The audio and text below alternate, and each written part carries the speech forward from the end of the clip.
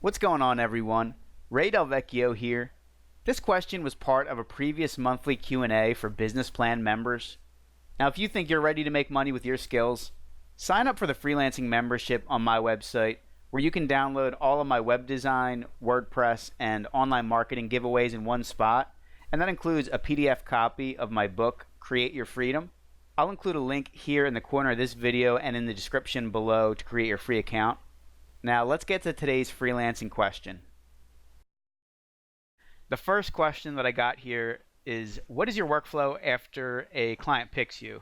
And the one thing I want to mention is that within module number 3 of the business plan training modules, that's really what I have on the worksheet. It's my steps that I use to create a client website.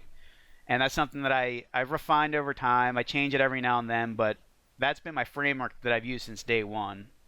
So go ahead and download that. And then the other download I have is just a little more detailed version where I include notes for each step. That's the Client Website Ultimate Checklist PDF.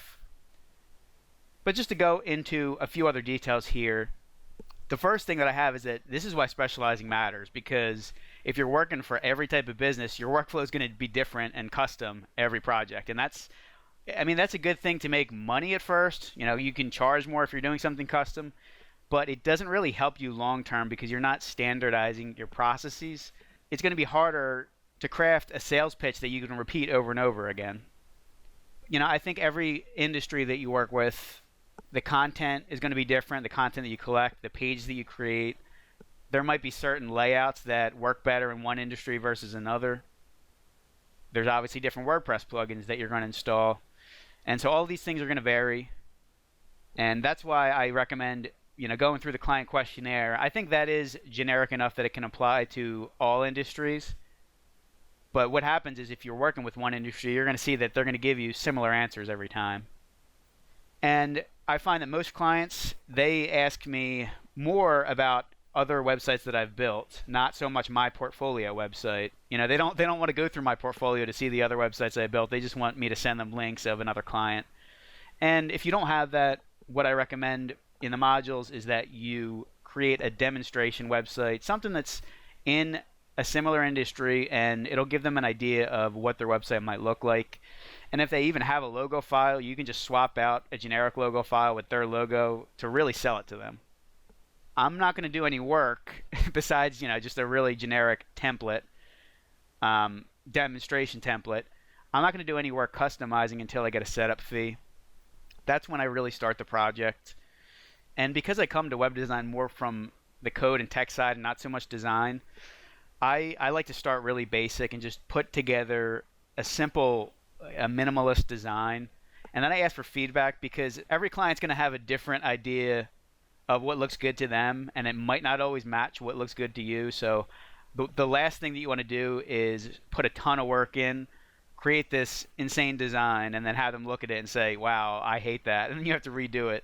That's the worst thing that could happen. So I like to do the design over the course of like 2 to 3 iterations of feedback. And then once we get ready to launch, once we get closer to launching, I like to set a date that we're going to launch, because otherwise they might drag the project along. So once you feel that you're getting close, see if they'll agree to a date. And that's something that if you do a contract, that could be in the contract. But like I mentioned, when you're just getting started, if you're going for smaller projects, a contract I don't think is the way to go. I'd rather do the setup plus monthly to get that recurring income, so they're paying you, a year from now, 2 years from now. And because of that, I only do automatic monthly payments. If they want to send a check every month, that doesn't work for me, because I've had huge issues chasing down payments from people in the past. And the reality is, even when you have automatic monthly payments, you're still going to have them fail because a new credit card gets mailed. Maybe their billing address changes. There's so many ways and little customer service issues that you don't think about until you start dealing with these clients.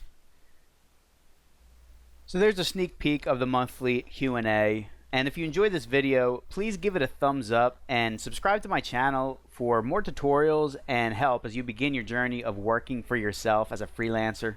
If you have a question, feel free to leave it in the comments below, and I just might answer it in a future video.